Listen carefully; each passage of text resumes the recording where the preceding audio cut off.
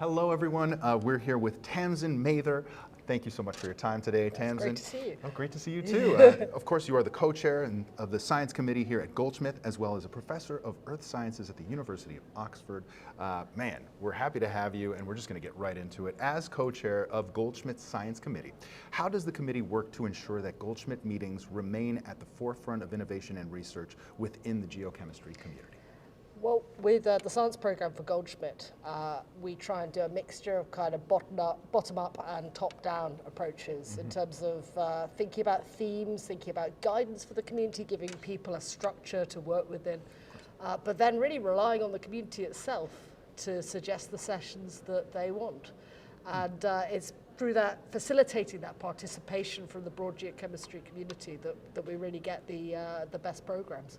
Absolutely. So you're actually listening to the people who come to the meetings to ensure that those meetings are interesting for them. That's right. Or putting a structure that allows them to make the suggestions for what they want. That's very kind. Yeah, that is bottom up. I see what you're saying. All right, excellent, excellent.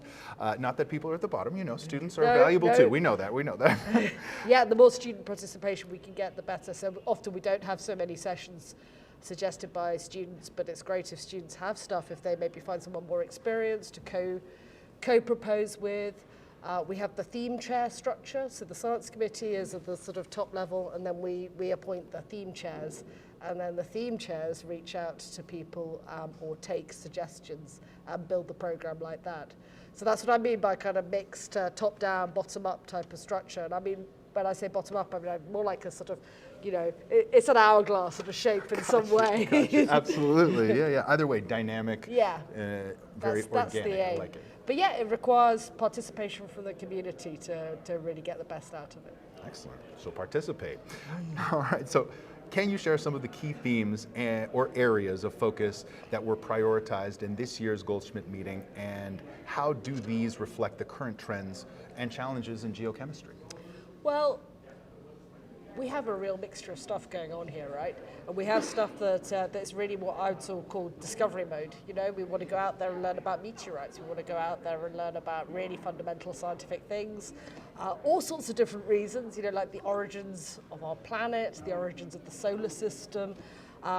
If you're me as well, like actually understanding subduction zone processes. I'm a volcanologist by training. Big fan of subduction, I know, I'll tell you. Absolutely. So, you know, tectonic process, early Earth stuff, really fundamental stuff about ocean chemistry and things like that.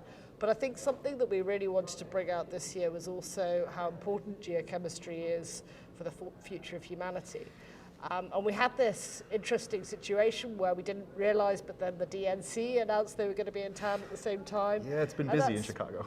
That's kind of changed the vibe, but we sort of, so we put this cross-cutting theme 14 in, which was to try and capture some of the different ways in which geochemistry moves forward for the good of humanity. And societal problems. And that's not just about solving things like where do you put nuclear waste or climate change or any of the big things. It's also about thinking how we build an equal and diverse community of scientists to tackle those questions as well.